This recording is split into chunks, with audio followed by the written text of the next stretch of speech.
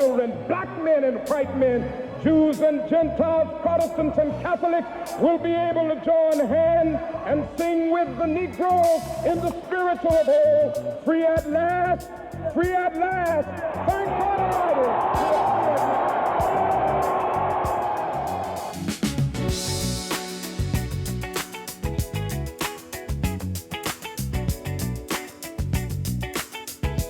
Represented to our nation a challenge of conscience, a challenge of change, a reason to hope.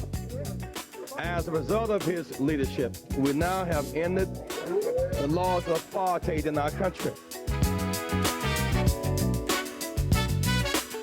Someday, black children and white children will play together and walk arm in arm.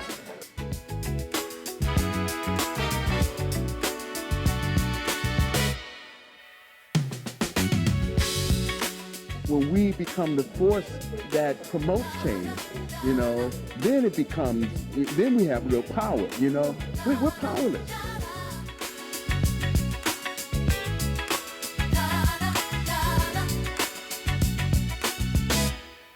Because people who do not remember their history are bound to repeat it.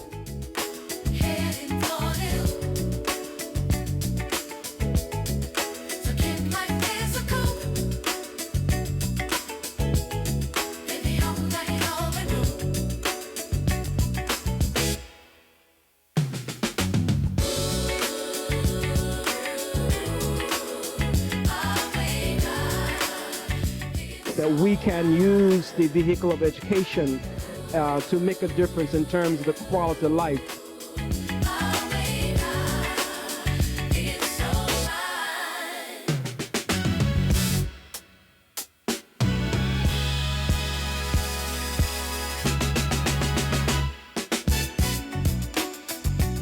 Even when that day comes, the promised land arrives, when Americans are free and opportunity is equal, is the way in which he achieved many of his goals, and that is through nonviolence.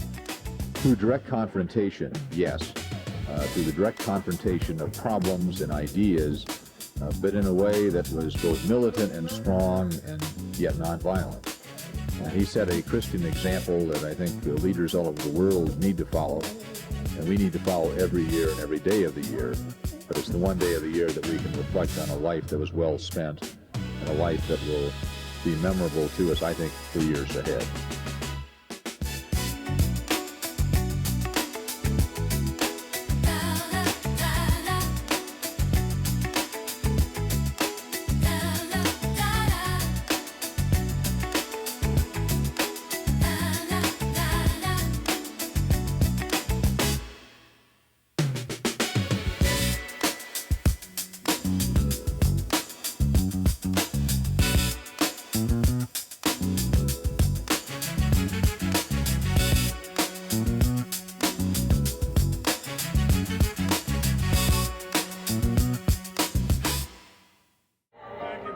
Ladies and gentlemen, I'm delighted to see so many of you here tonight. I welcome you to this magnificent celebration put on by the Martin Luther King Festival Committee. I've watched these programs over the years, and I must tell you that from Atlanta to Los Angeles, this is the best and the largest celebration of Martin Luther King Jr.'s birthday. And we're proud of you, all of you, here in the city of Los Angeles. I'm very pleased to see such a large turnout for the event tonight. I've been asked to introduce your mistress and your master of ceremonies for this evening. They hardly need introduction. But let me outline for you their names and just a bit of their credits. Cheryl Lee Ralph is an outstanding actress, singer, producer. She is committed to this celebration. For the past 3 years, she has served as one of the judges in the essay contest. She is known for her generosity and her commitment to those causes affecting the human condition in this community and across this nation. Serving as your master of ceremonies, a man who's been an actor for years on stage, in the theater. He has become best known through his efforts in television and the movies. He portrayed Nelson Mandela, that great and courageous imprisoned leader of the anti-apartheid movement in South Africa. Will you please welcome Danny Glover and Cheryl Lee Rao.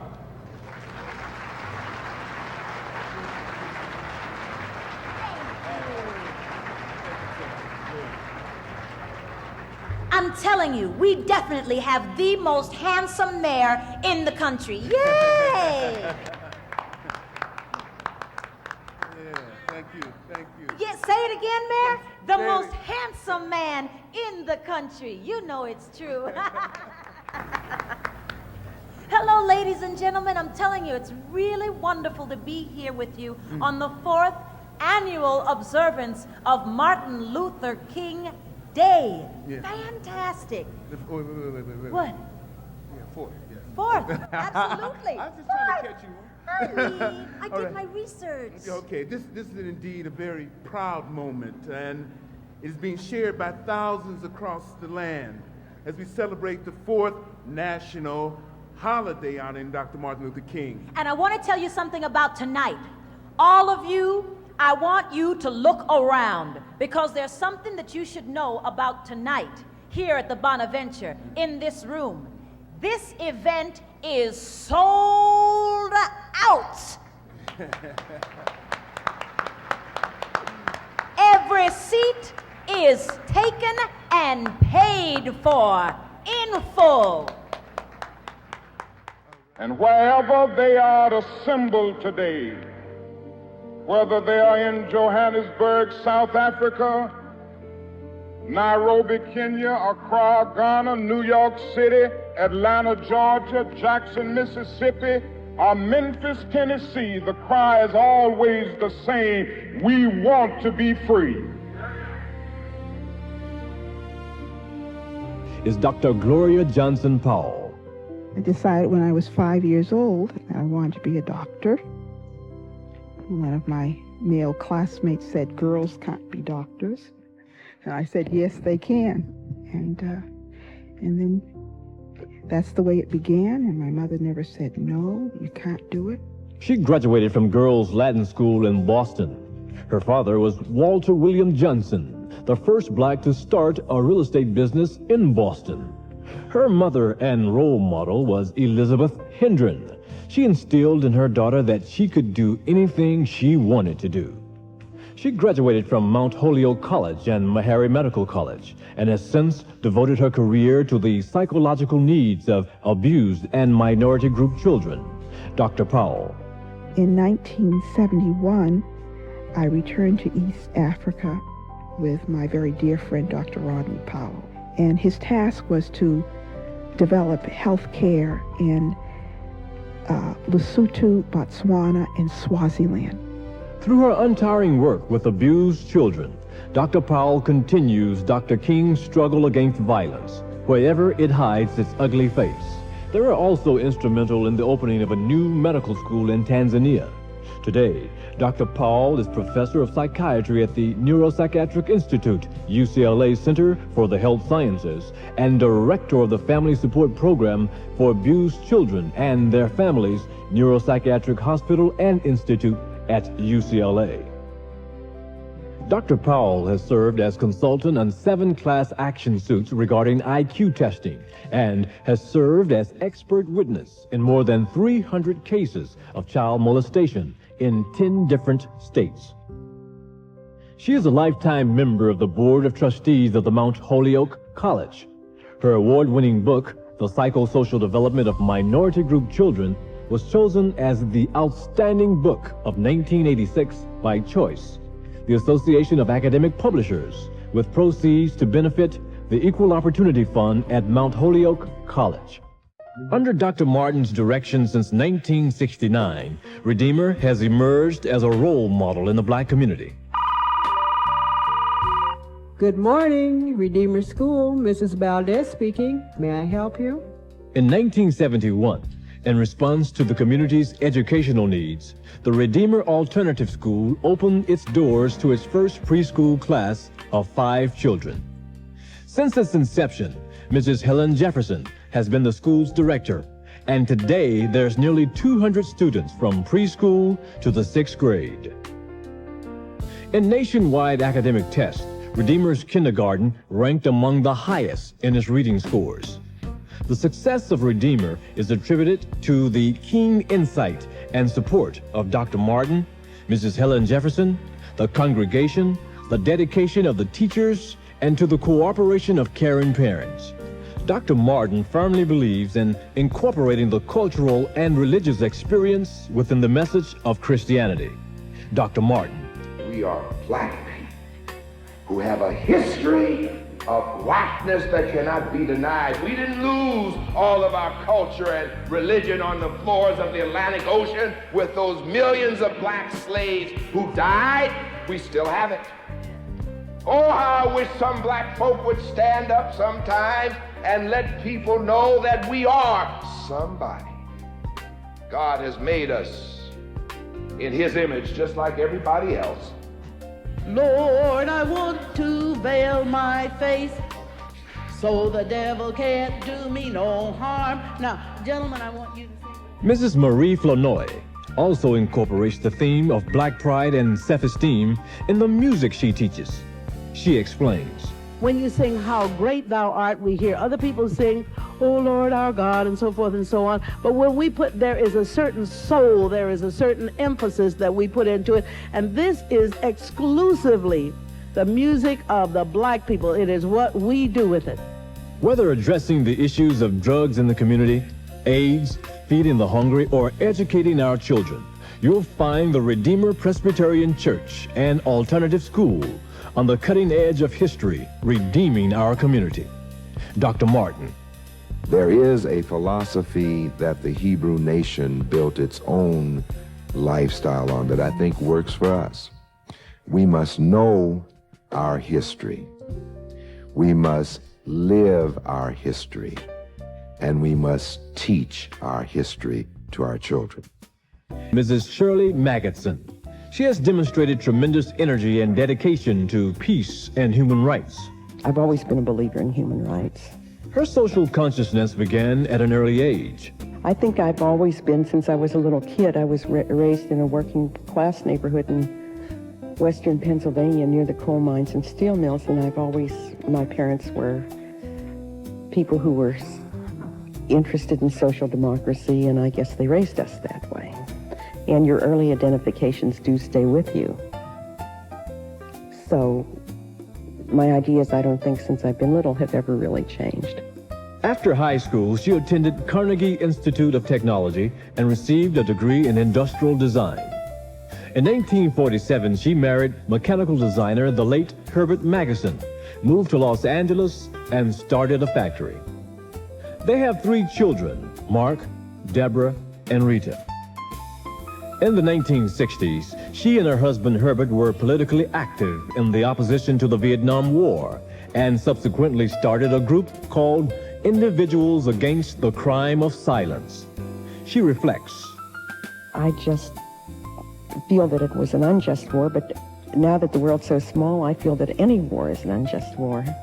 And when I talk to fellow citizens of our country, they say, well, we've been involved in limited wars, and those wars are limited, very limited for us, but very unlimited for the people who the bombs are dropping on. So I think that we have to find some better solutions.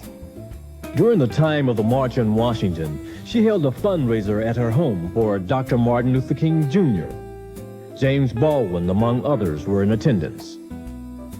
She is on the foundation board of the American Civil Liberties Union and the Central American Refugee Center.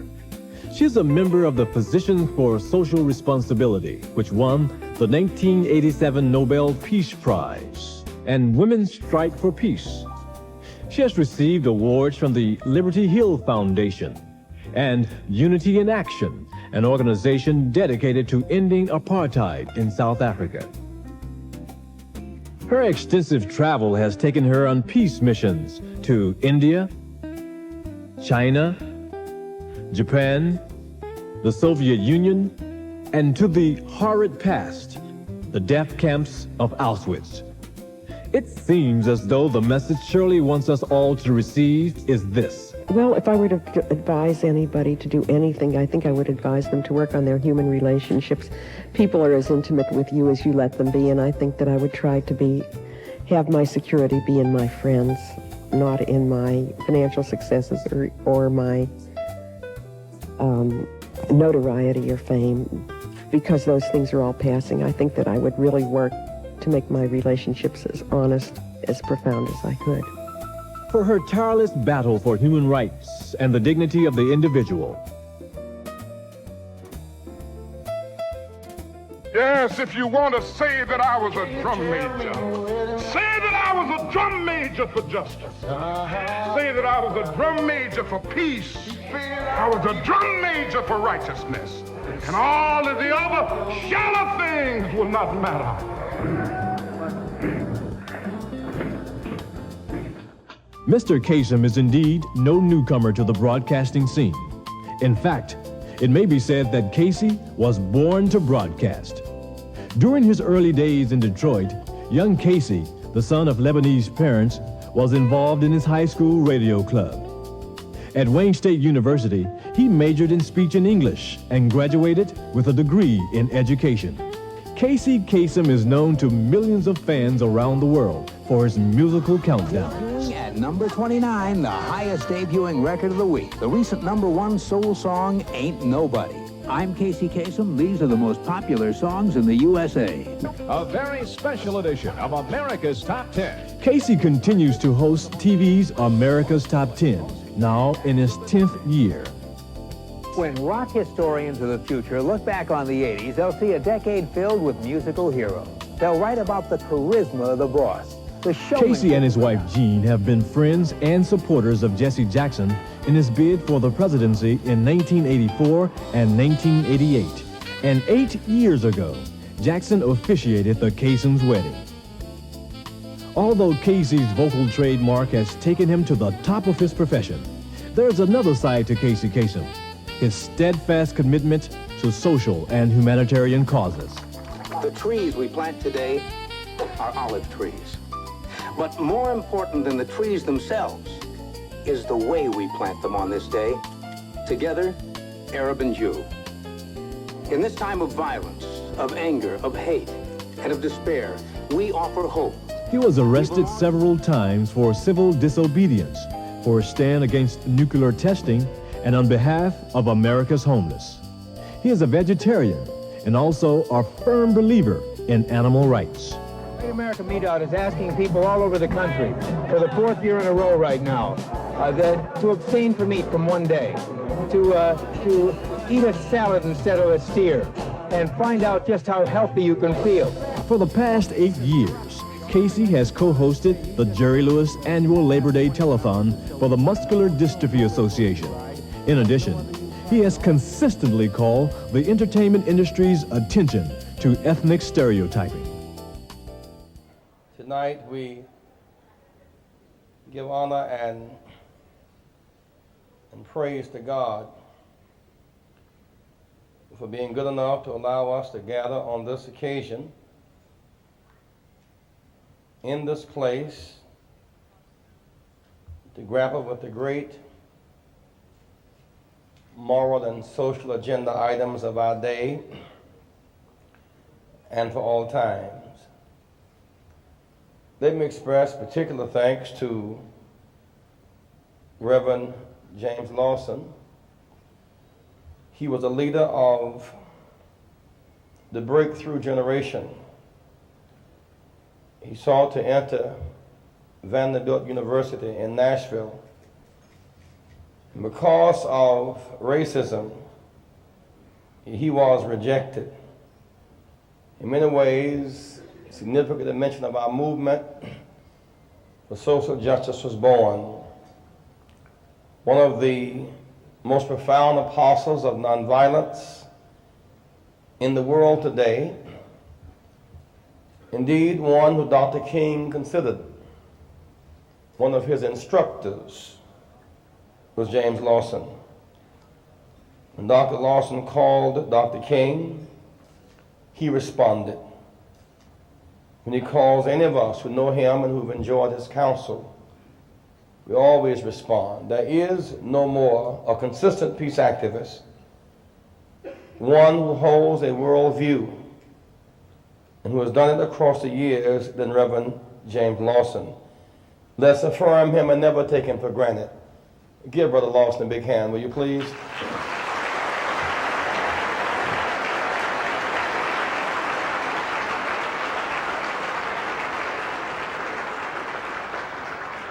To young Dr. Mark Ridley, who has done such a good job with SCLC, who has earned his PhD, and he lives it and not just wear it. And to see a young man of his caliber and character continuing to keep hope alive, the source of encouragement to all of us. Dr. Ridley, please stand.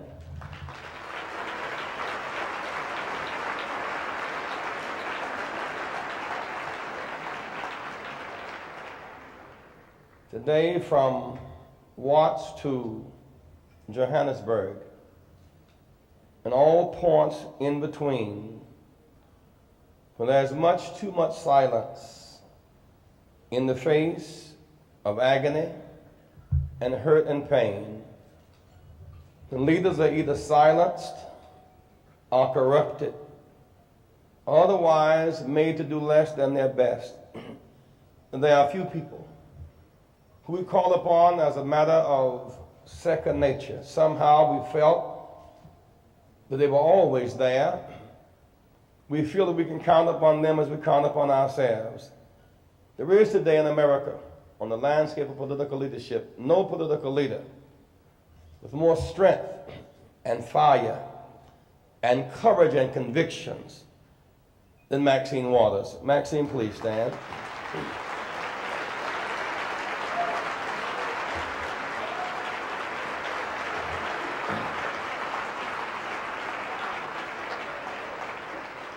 And she does all of that with Sydney's permission. I want to introduce my son. For 3 weeks we've been to Africa, to Gabon and Nigeria, Angola, Zimbabwe and Zambia, back to Angola and Gabon, and then to France and back home. He is a trooper in this cause and growing in strength and character. We celebrated his 23rd birthday on the Zambezi River between Zimbabwe and Zambia Saturday a week ago. Jonathan Jackson.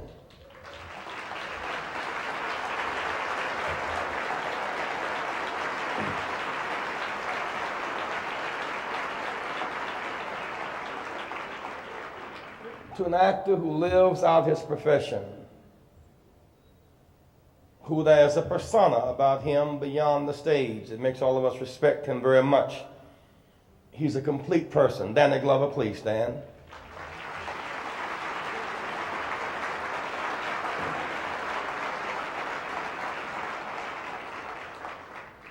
The man who once ran dashes, he now runs a marathon. Seemingly no one has done it better. He either outruns people or he runs them off of the road. Tom Bradley, please stand. Let's hear it.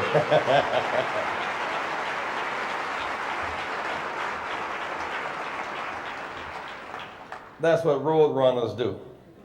You either outrun you or run you off the road.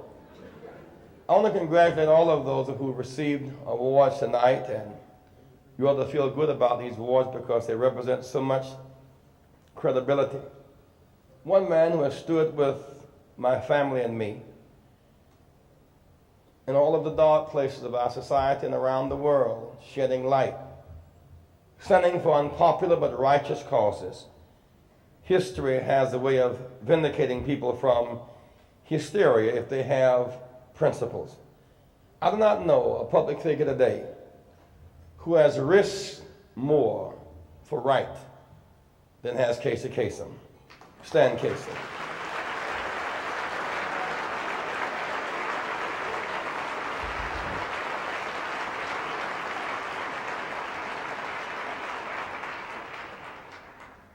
For those whose names I have not called, please forgive me, and if it is important that I do, please stand up and indicate that now.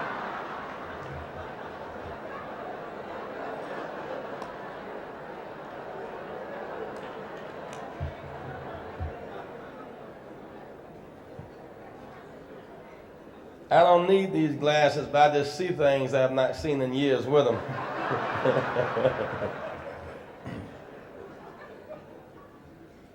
As we gather tonight on this serious and solemn occasion,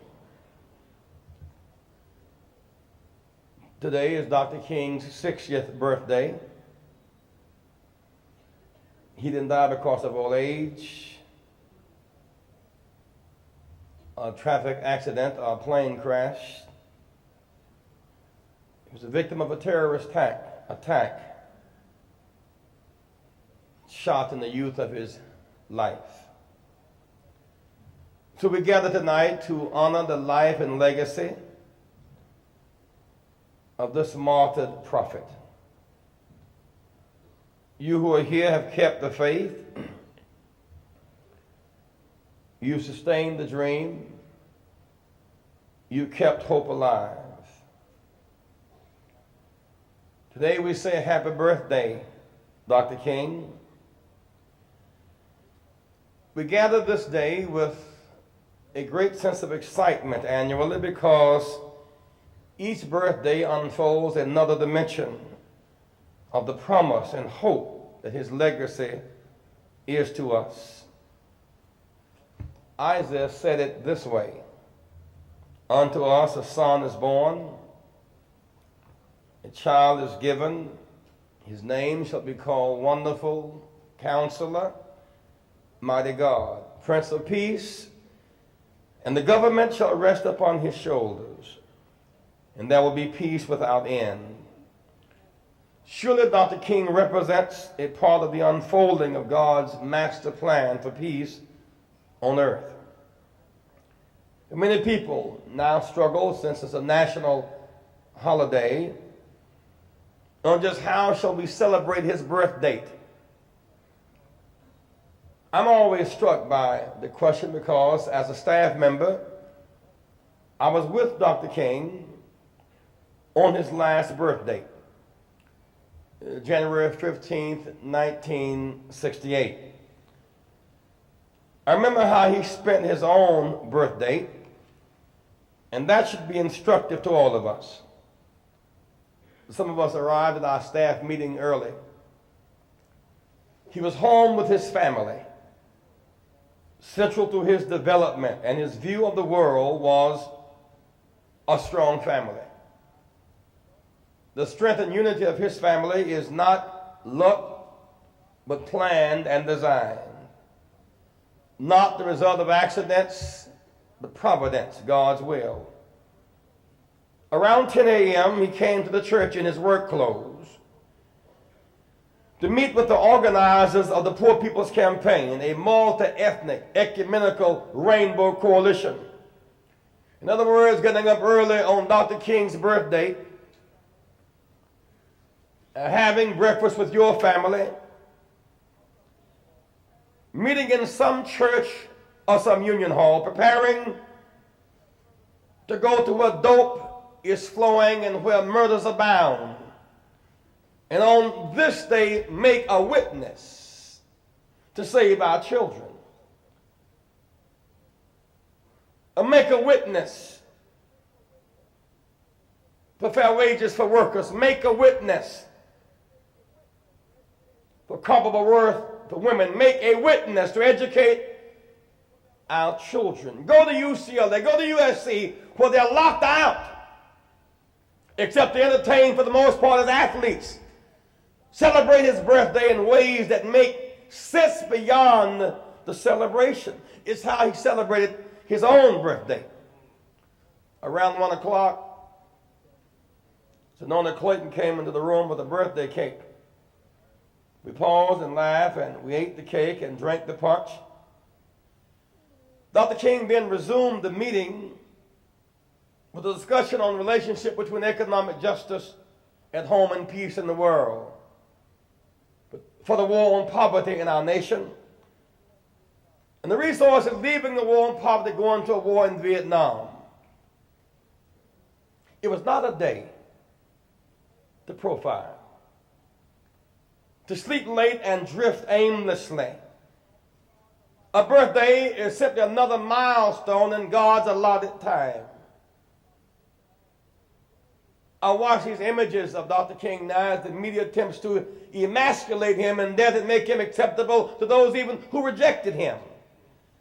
Some of the worst scoundrels in America now by banquet tables and honor him, skinning and grinning and picking up awards. But this man did not have a flower in one ear and a dove in the other. He was a fighter.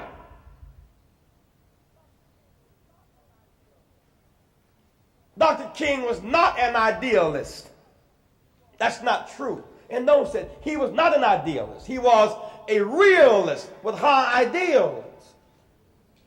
And there is a difference. Dr. King was killed for comforting the disturbed and disturbing the comfortable.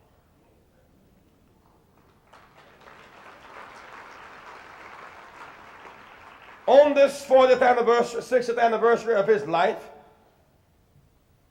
last night Ronald Reagan appeared on 60 Minutes. His petty comments there, comments from the same man who previously had implied that Dr. King was a communist, driven by less than honorable motivation, demonstrated that Mr. Reagan is still haunted by the movement for justice. How can a man in a crypt have more power than a man on a horse who's president? It haunts him.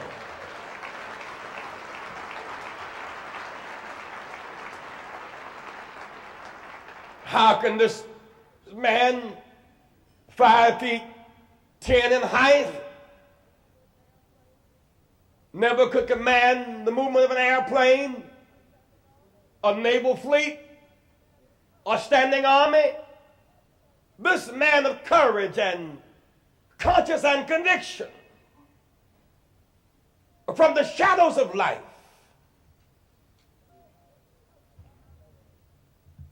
emerges as the conscience of our nation. For all of Reagan's popularity and power,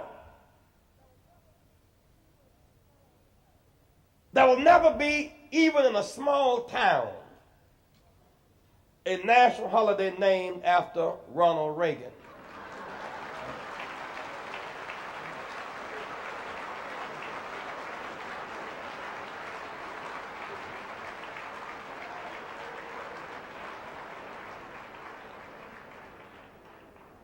He'll be remembered more for hysteria than history. Mr. Reagan, with his encrusted superior ideology, finds the quest for justice for common people disturbing. He taunts the leaders in reaction. We should remember every time he sought to reverse one of Dr. King's achievements, Reagan was defeated. He lost every time. He supported states' rights over civil rights. He lost. He opposed extension of the Voting Rights Act. He lost. He fought up imposition of sanctions against South Africa. He lost. He opposed Dr. King's holiday. He lost. He stood against affirmative action. He lost. He stood against open housing. He lost. He vetoed the Civil Rights Restoration Act. He's been consistent. He lost. He never saw a weapon system that he did not support. He never saw a civil rights bill that he did support. 8 years after Mr. Reagan,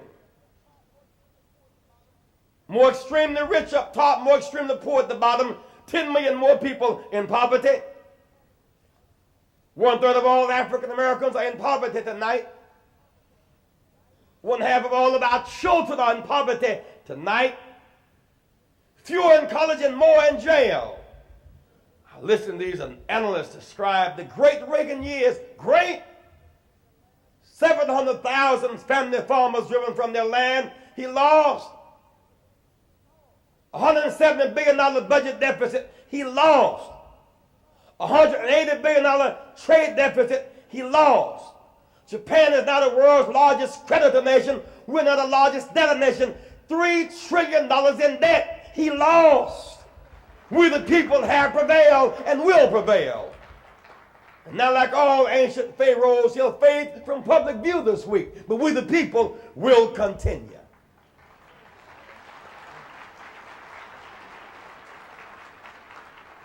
Mr. Reagan represents a tradition. He announced his campaign in 1980 in Philadelphia, Mississippi. Surrounded Goodman and training 2 Jews, an African American, were found buried in a common grave, bulldozed to death with their eyes wide open.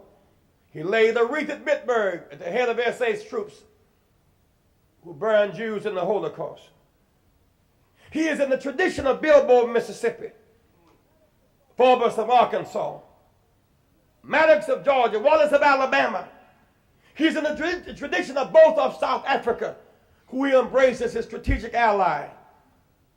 What he said on 60 Minutes was a reflection of a consistent, race-conscious position he has lived and believed for 60 years. His leadership is beneath the dignity and promise of America. Over the past 8 years, Mr. Reagan has made himself a stumbling block for the justice movement. But now, it's just a stepping stone. The people will continue. What was it about Dr. King that drove people like Reagan mad?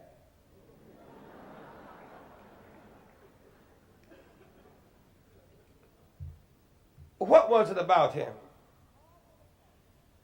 It was his moral authority,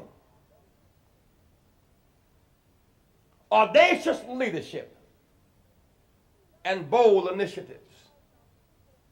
Just the authority that comes out of people believing in you because of what your person represents. He had moral authority, believable, bold leadership,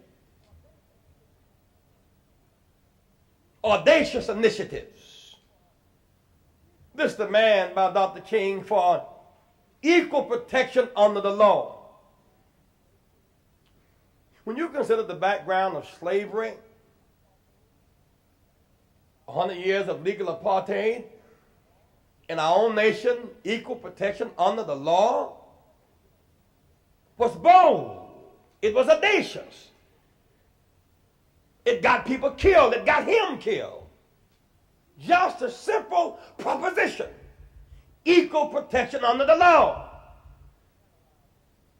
Let's analyze this for a moment.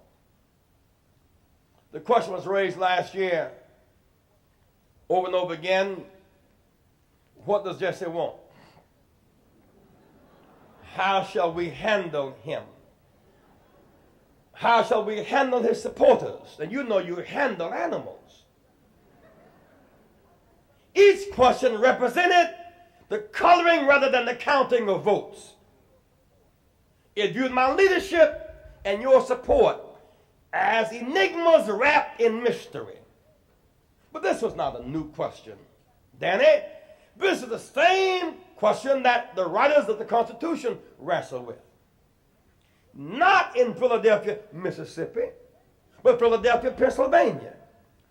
They viewed African descendants as higher than animals, but lower than humans. And thus the designation, 3/5 of a human being, is in the Constitution. Today you look at the African American and the white income, it's still about 3/5. Opportunities, about 3/5. the British American African slave trade, the world's most massive, prolonged human dislocation, lasted in our country for 250 years. Now, not 50, 100, 150, 200, 250 years of legal slavery, the selling of African descendants. It's in the bloodstream of our nation's consciousness. It represents the hidden roots, the African roots of American civilization. Look at the globe, not just the map, but it's now Namibia,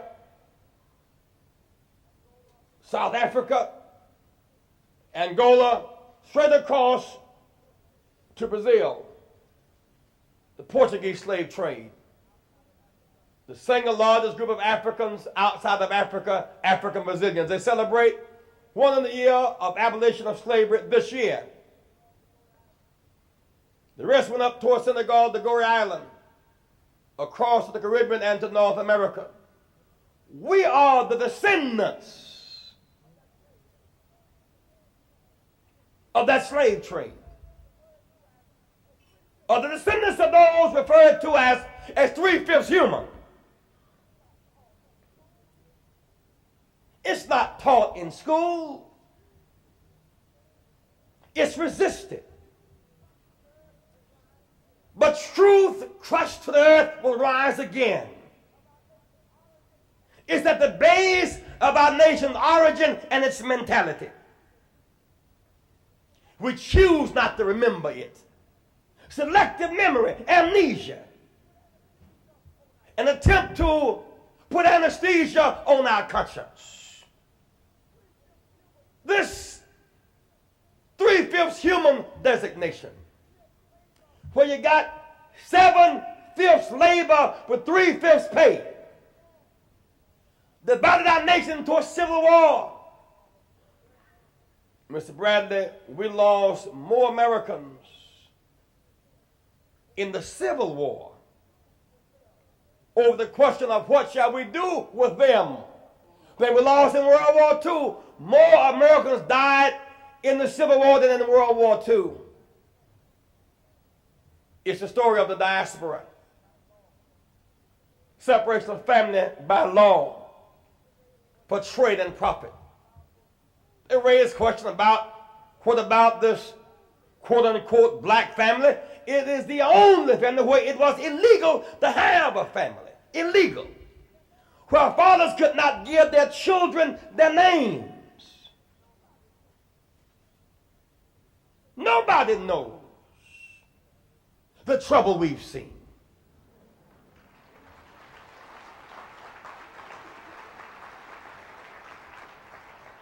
We did not come from Afro. That's a hairdo.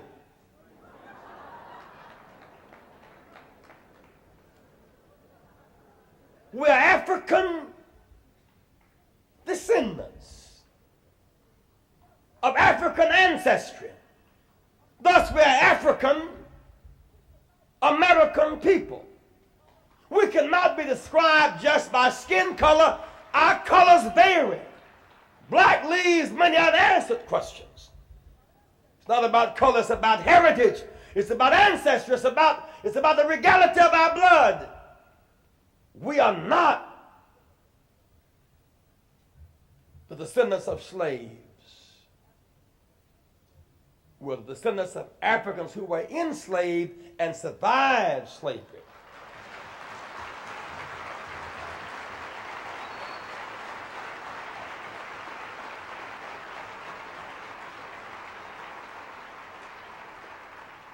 In other words, just because somebody else called your mama nigger, don't you call your mama nigger. That's my point. We are not the descendants of slaves. We're descendants of Africans who were enslaved. Africa, a source of labor, raw materials, 12% of our population, largest ethnic group in America, music, art, and culture. severed from our culture, our religion, our language, our history. And really, in a real sense, Brother Lawson, you must put African civilization in America in context. A text without a context is a pretext. Why do we support Japanese reparations? Because we know of the unfairness of Japanese Americans been uprooted from their land and property because of hysteria. They deserve reparations, but we support it because we understand the context of Japanese dislocation. Why do we support Israel's right to exist? Because we understand the Holocaust and the people homeless, driven to death with no mailing address, homeless. We understand it. Why do we support aid for Cuban refugees? Because we understand the nature of their political crisis. But if nobody understands slavery and legal apartheid, first time I went to jail and stayed all night long was not about dope. I chose to go to the library in my lifetime and was jailed trying to read a book.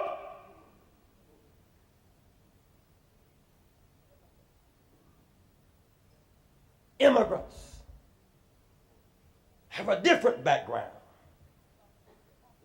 They may have come empty stomachs, empty pockets, but they came full of culture and heritage, and there was no law to sever their culture or their sense of person. They came to Ellis Island and the Statue of Liberty welcomed them, give me your tired, your poor, your whole masters, you yearn to breathe free. This is the land of opportunity. And they dropped their chains. We came to Charleston, South Carolina, and picked up our chains after having been sold twice on both sides of the Atlantic. This is a different experience.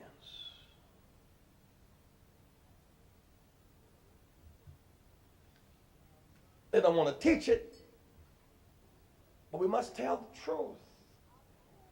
To lift our children's esteem and sense of somebody, while they aimlessly in the Watts of America, killing themselves. And then we say, well, the mayor can't stop them. No, mayors don't stand between bullets and people. That's not the issue at all. Why is it everywhere? It's not LA, it's LA, Chicago, New York. It's everywhere. Why are our children in this abyss?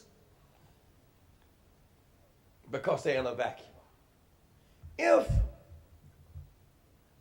this were a root, and you said this root is the root of a rose tree, bush, so plant this out near my house, near my window.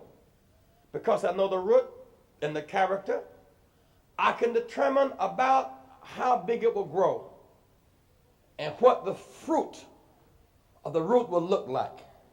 Plant this rose near my window. Same size root. Someone says, well, this is the root of an oak tree. Don't plant this near my window. Plant it further from the house, because when it matures, it will be big. The roots will grow beneath my house and it will be tall. If the wind blows, it will crush my house, because I know the root. I have a sense of the fruit because I know its history. I have a sense of its destiny. Now, if you're rootless and then become ruthless because you're in a vacuum between nowhere and nowhere, you're just spinning aimlessly. Our children are not children of the ghetto or children of slaves.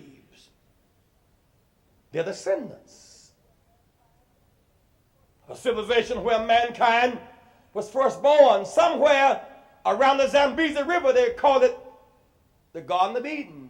It separates Zambia from Zimbabwe. They're not from Watts. They're not from Mississippi. The campaign last year, television cameras went to a little village in Ireland, and people rejoiced because Mr. Reagan was president. Went to the village in England and showed the tombstone of Mr. Bush's ancestors, and they rejoiced. Went to a village in Greece and showed the relatives and friends of Mr. Dukakis, and they rejoiced. And then took a group of cameras to South Carolina, where I stay now.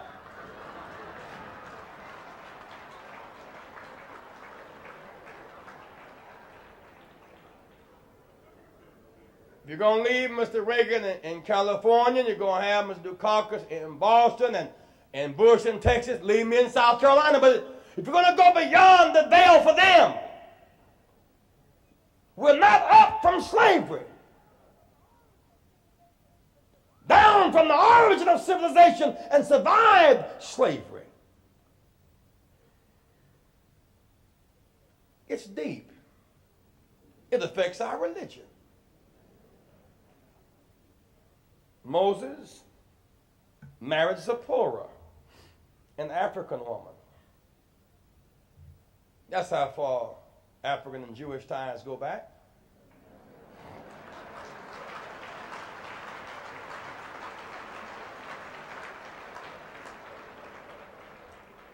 David was Solomon's father, an African king. David was Jewish, but Sheba, his wife, was African, and Solomon was their child. Jesus came from that lineage, with hair like lamb wool. That's the kind you use soft sheen on.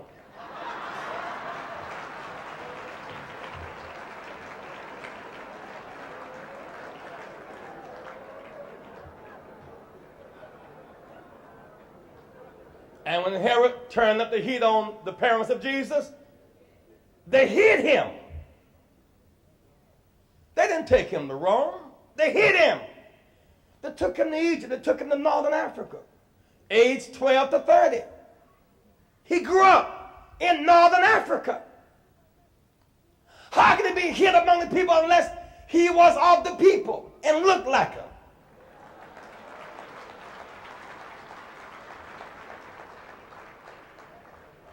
Apparently his cabinet was a rainbow coalition for him when he came back.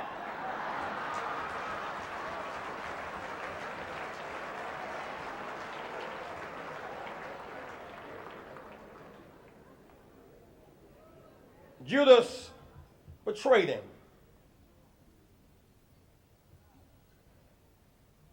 Peter denied him. Once he was victim of a kangaroo court, almost all of his disciples ran for cover. While climbing Golgotha's steep hill, one disciple broke the silence.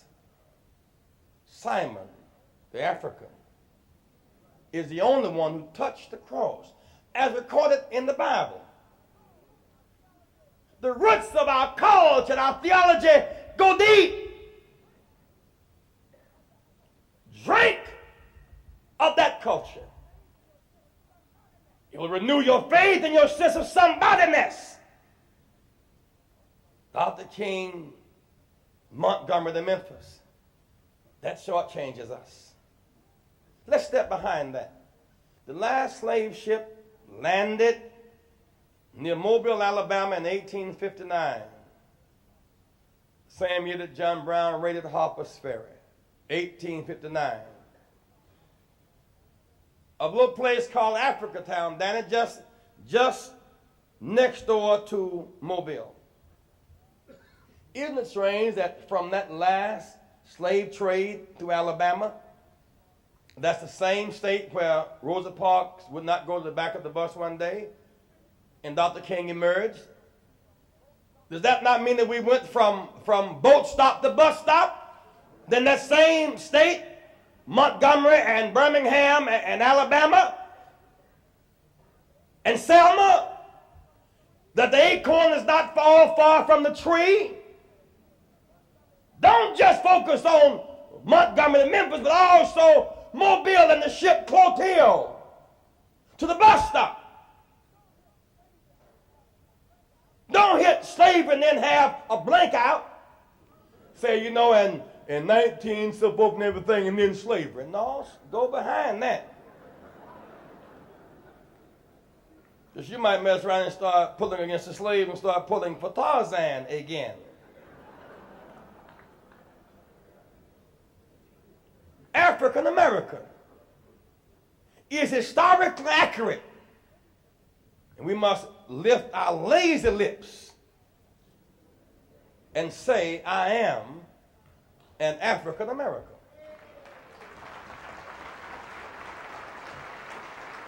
And I stand beside Jewish Americans and Arab Americans and Italian Americans and Greek Americans, but I have now reconnected my roots. What makes Dr. King so great? Well, he ran the last lap. Montgomery to Memphis is the last lap on that 400-year race. You always save your strongest and fastest runner for the last lap. We're now in another dispensation. We now go back to Africa as traders of commodities, not of people. It's time for a new Africa policy, not a slave trade policy, not a 3/5 designation policy, a new policy, a joint venture policy. Not engagement with South Africa, but joint venture with the emerging states. Our future is not in both in Savimbi, it is in the free people of Africa trying to get economic stability. Everything go around, come around. Look at it. Japan is now the world's largest creditor nation, but has no raw material base. Europe now moving to the unitary market system. 1991, a limited material base, raw material base. America, the great power, but $3 trillion debt. Where must the world turn to? Someplace between Angola and Namibia and Mozambique and Zambia and Tanzania rest the world's richest deposits of uranium and manganese and copper and lead and zinc and oil and diamond and trade routes.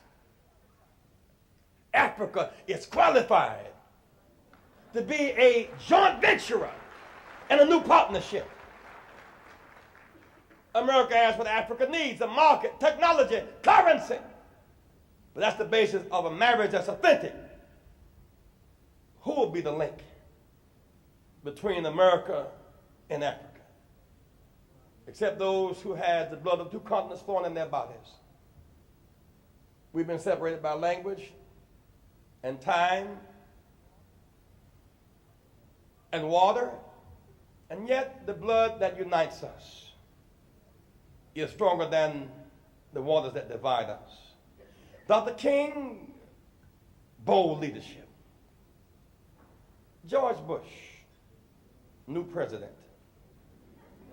President-elect Bush must be given the opportunity to lead, must accept the challenge, restore commitment to social justice, to civil rights, to economic opportunity. This commitment must be bipartisan because it reflects the character of our nation. So far, Mr. Bush has met with more civil rights leaders, women leaders, environmentalists in the transition period that Mr. Reagan met with in 8 years. And that's a sign of hope. If he follows Dr. King's example, Mr. Bush can be a leader of hope. If he enforces the civil rights laws and reaches out across ancient barriers, there is hope.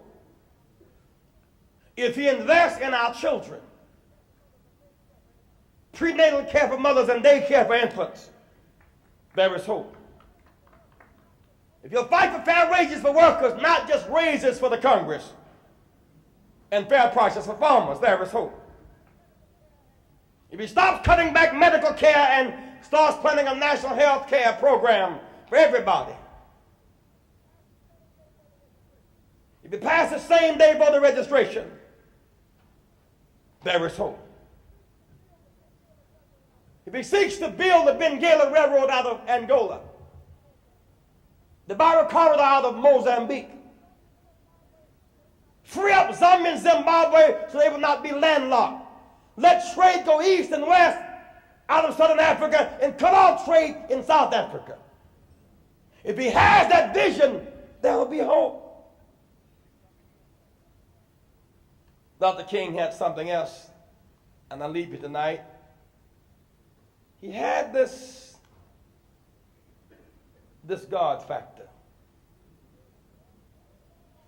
It's available to all of us, this God factor. This quality of faith, that when the storms of life are raging, you don't surrender. This God factor that allows you to smile through your tears and confound your enemies. This God factor. No jail cell can contain it. No grave can bury it. No lie can stop it. No FBI wiretap can intimidate it.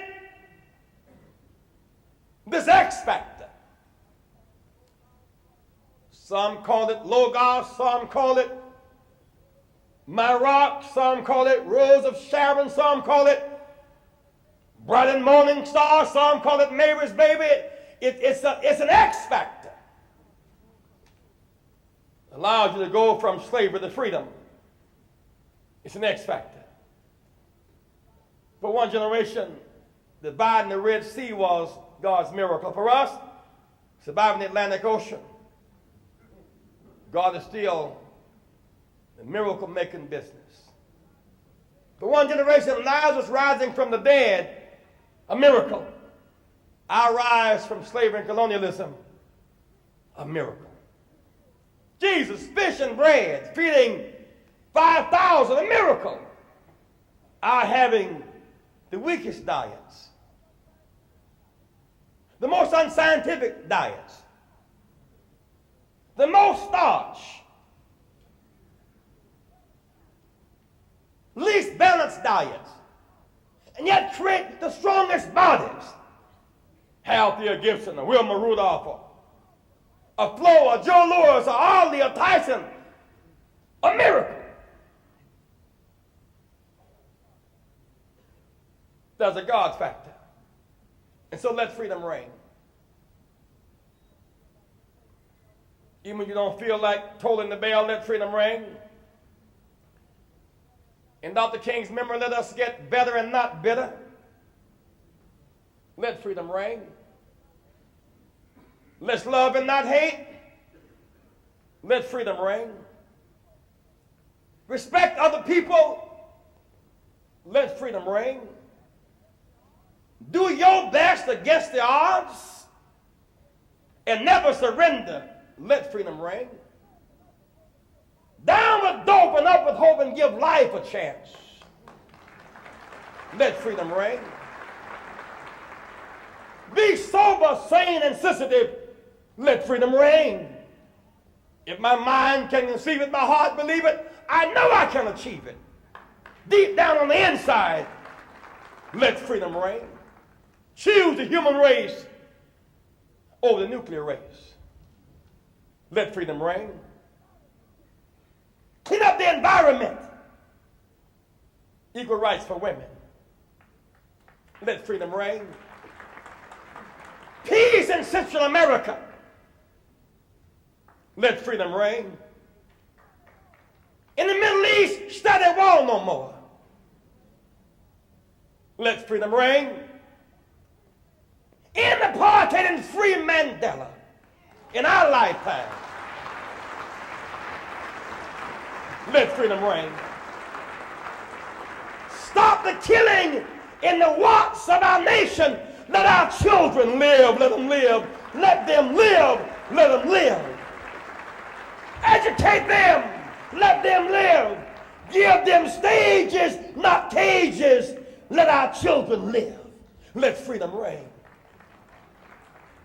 If my people who are called by my name humble themselves and pray and seek my face and turn from their wicked ways, then they will hear from heaven and God will heal their land. Hold your head high now and don't surrender. It gets dark sometime, but the morning comes. You cry sometime. Weeping may endure for a night, but if you hold on and hold out, joy cometh in the morning. We the people will be free one day. Just let freedom reign. God bless you.